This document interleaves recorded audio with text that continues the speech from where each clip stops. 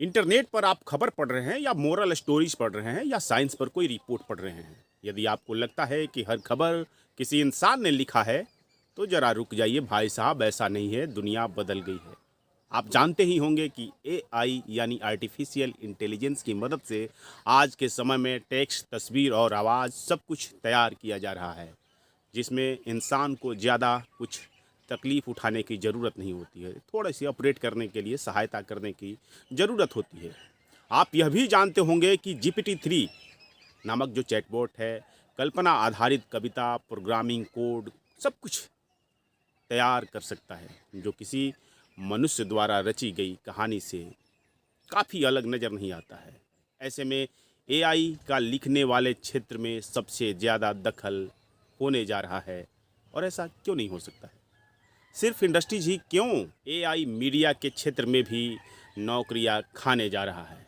Media artificial intelligence का पहला target होने जा रहा है। इसके अलावा लीगल सेक्टर हो या चार्टर्ड अकाउंटिंग का सेक्टर हो, तमाम सेक्टर पर आर्टिफिशियल इंटेलिजेंस की मदद से अनेक लोगों की नौकरियां खाई जाएगी। फिलहाल इतना ही जानिए कि अमेरिका स्थित the Washington post, the New York times और फोर्ब्स जैसे बड़े मीडिया संस्थानों ने स्वचालित समाचार निर्माण की प्रणाली शुरू कर दी है, जिसमें एआई एल्गोरिदम की मदद से खबर लिखी जा रही है। यानी आर्टिफिशियल इंटेलिजेंस अब खबरें लिखने लगा है, मीडिया में इसका दखल बढ़ गया है।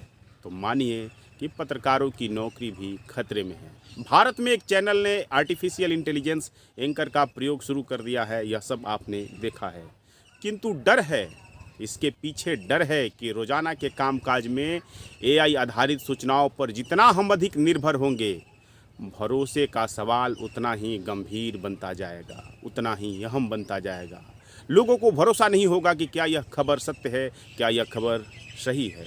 इसलिए आज के डिजिटल एरा में आपको और सचेत होकर पढ़ना और रहना सीखने की ज़रूरत है। हाल के एक सर्वे में ही इस बात का पता लगाने का प्रयास किया गया कि क्या लोग एआई से तैयार खबरें या एआई से होने वाली चिकित्सा निदान पर भरोसा करते हैं, तो पता चला कि अधिकतर लोग संशय में रहते हैं। जाहिर है कि आप भी मशीनों पर बहुत ज़्यादा विश्वास नहीं करते होंगे, क्योंकि कोई मशीन तथ्यों से भरपूर सटीक खबर लिख सकती है, लेकिन पाठकों को अब भी उसकी सत्यता को लेकर के आशंका तो बनी ही रहती है। हालांकि एआई की एक्यूरेसी अभी भी अधिकतम 75% से अधिक नहीं है, किंतु जिन कामों में 75% एक्यूरेसी से काम चलाया जा सकता है और फिर उसे संपादित करने के लिए मानव का प्रयोग किया जा सकता है, तो मान कर चलिए कि वैसे सेक्टर में छटनी तो होने ही जा रही है। हालांकि एआई की एक्यूरेसी तो अलग विषय है, किंतु मीडिया की विश्वसनीयता और रसातल में चली जाएगी। मीडिया में एआई के प्रयोग को नियंत्रण करने के लिए भारत की सरकार को अभी से नीतियां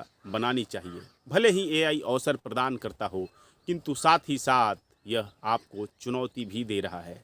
यह चुनौती डिजिटल एरा के लोगों को सबसे पहले झेलनी पड़ सकती है। यानी जो लोग कंप्यूटर पर काम करते हैं, जो लोग डिजिटल स्पेस में काम करते हैं, उनकी नौकरी खतरे में है। मीडिया संस्थानों के सामने आज के दौर में अत्यंत ही प्रतिस्पर्धी डिजिटल बाजार में पाठकों को साथ रखने की चुनौती के साथ साथ उनका विश्वास अर्जित करने की चुनौती भी है, लेकिन उनके सामने आर्थिक चुनौती भी है।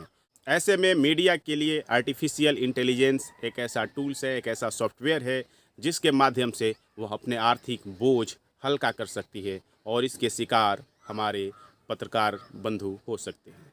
किंतु सवाल इससे बड़ा है, क्योंकि खबरों में संवेदना होती है, संवेदनशील खबरें होती हैं, उनको लिखने का एक तरीका होता है, कुछ गाइडलाइंस होते हैं।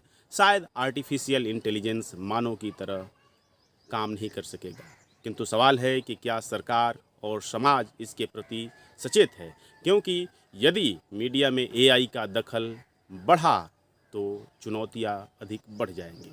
आज के वीडियो में इतना ही, शेष फिर कभी।